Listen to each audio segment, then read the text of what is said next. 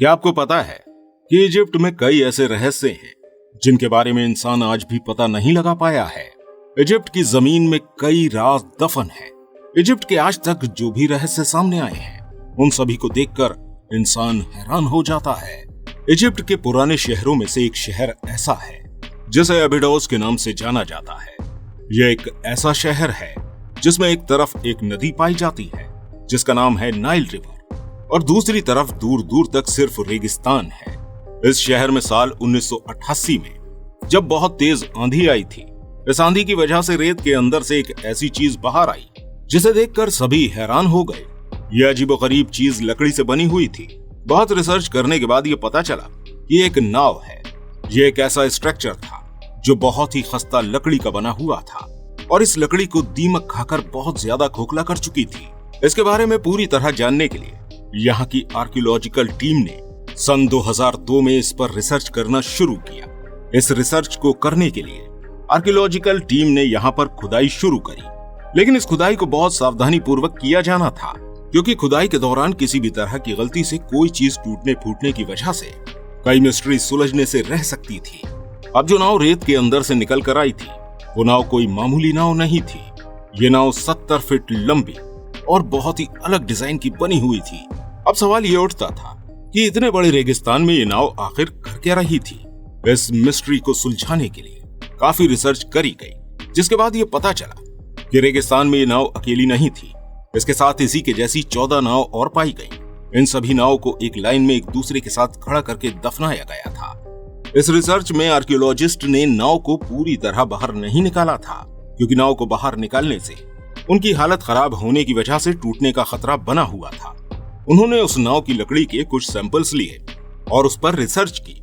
Research करने के बाद ये बताया गया कि यह नाव 5000 साल पुरानी है। इसका मतलब है कि यह नाव गिजा पिरामिड से भी पहले की है। इसके बाद लेटेस्ट सोनार स्कैनिंग टेक्नोलॉजी की मदद से इन नाव का 3D मॉडल लिया गया।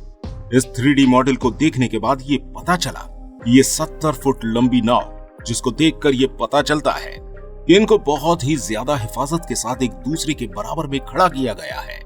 इन नाव को देखने के बाद लोगों के मन में ख्याल आया कि कहीं ये नाव नाइल रिवर के किनारे पर पाई जाने वाली नाव तो नहीं है।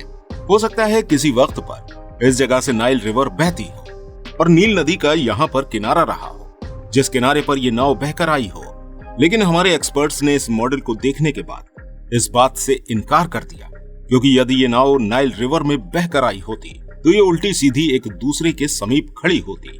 लेकिन ये सभी नाव बिल्कुल एक दूसरे के पैरेलल खड़ी हुई पाई गई हैं। आर्कियोलॉजिस्ट ने उस पूरी जगह का मुआयना करने के बाद बताया कि यहाँ तक कभी भी नाइल रिवर नहीं आई है। अब सवाल ये उठता था कि अगर ये नाव नाइल रिवर से बहकर नहीं आई है तो इन्हें यहाँ पर कौन लाया है और किसने उन्हें इस तरह खड़ा किया है। इस बात का इशारा हमें जब मिला जब उन नाव का 3D ग्राफिक्स की मदद से दोबारा से डीकंस्ट्रक्शन किया गया।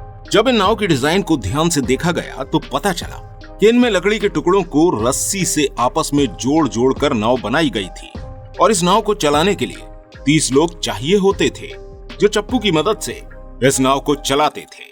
आर्कियोलॉजिस्ट ने बताया कि ये उस दौर की नाव से कहीं ज्यादा एडवांस थी। इसमें लकड़ी के टुकड़ों को काट कर अंदर से एक खास एंगल में लगाया गया है। ये नाव कर्व्ड शेप की थी। इससे पता चलता है कि ऐसा सिर्फ इस नाव को खूबसूरती देने के लिए किया गया था। इतनी एडवांस नाव उस दौर में सिर्फ एक ऐसा व्यक्ति रख सकता था जो उस टाइम का किंग हुआ करता था, जिसको वहां फिरौन यानी फेरो कहा जाता था। कोई मामूली इंसान इस तरह की नाव को नहीं बनवा सकता था। सिर्फ किंग ही ऐसी नाव बनवा सकता था और किंग ही ऐसी एडवांस नाव को रेगिस्तान में कचरे की तरह दफन करवा सकता था। अब सवाल ये उठता है कि ऐसा क्यों किया गया था। इस मिस्ट्री को सुलझाने के लिए आर्कियोलॉजिस्ट ने इजिप्ट के एक और एरिया की छानबीन शुरू कर दी।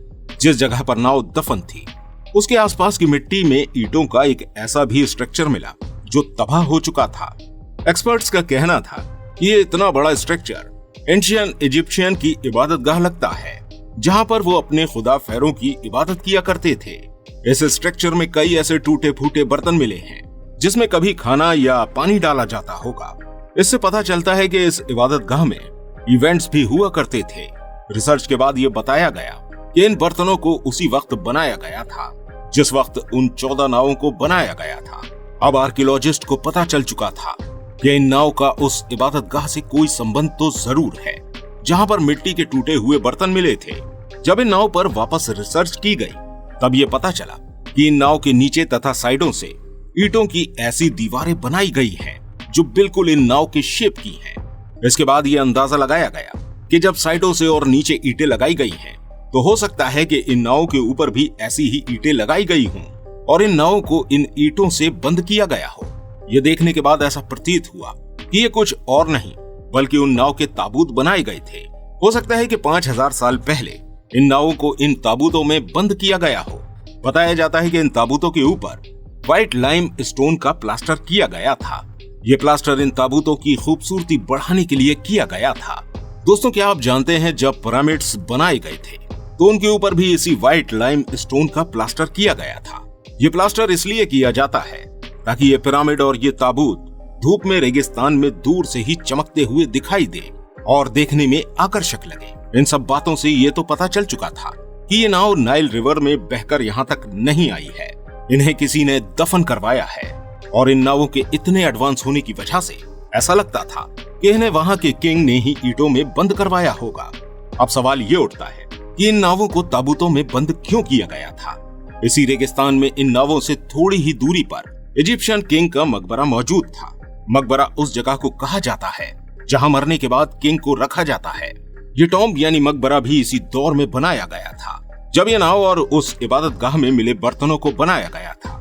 इस मकबरे में सिर्फ फेरो की ही मम्मी को नहीं रखा गया था बल्कि उसके साथ रहने वाले उन लोगों को भी दफन किया गया था जो उसके साथ रहा करते थे।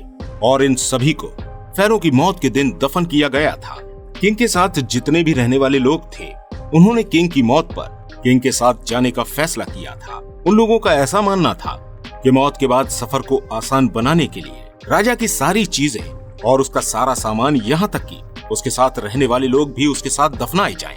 माना जाता है कि ऐसा हो सकता है कि उन नावों को भी राजा की मौत के बाद ही जिंदगी को आसान बनाने के लिए उन ताबूतों में दफन किया गया हो। ये एक ऐसी रस्म है जो सभी इजिप्शियन फेरोज के टॉम्ब में भी देखी गई है। ज्यादातर मकबरों को तो लुटेरों ने लूट लिया है, लेकिन कुछ ऐसे टॉम्ब हैं जो अभी तक रेत के नीचे दबे हुए हैं। साल 1922 की बात है जब वैली ऑफ द किंग में जमीन के अंदर किंग तूतनखामेन की टॉम्ब मिली थी जो जमीन के बहुत ज्यादा अंदर होने की वजह से लुटेरों से बच गई थी। इसके अंदर किंग का सारा सामान और खजाना जैसे कि तैसा रखा हुआ था।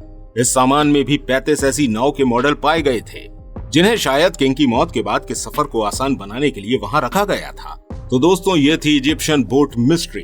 और भी न जाने ऐसी कितनी मिस्ट्री इजिप्ट की जमीन में छुपी हुई हैं जो वक्त के साथ साथ धीरे धीरे सामने आ रही हैं। आशा करते हैं आपको हमारी ये वीडियो पसंद आई होगी। वीडियो पसंद आने पर हमारी वीडियो को लाइक और शेयर जरूर कीजिएगा और इसी तरह की इंटरेस्टिंग वीडियोस को देखने के लिए हमारे चैनल को सब्सक्राइब करना बिल्कुल मत भूलिएगा।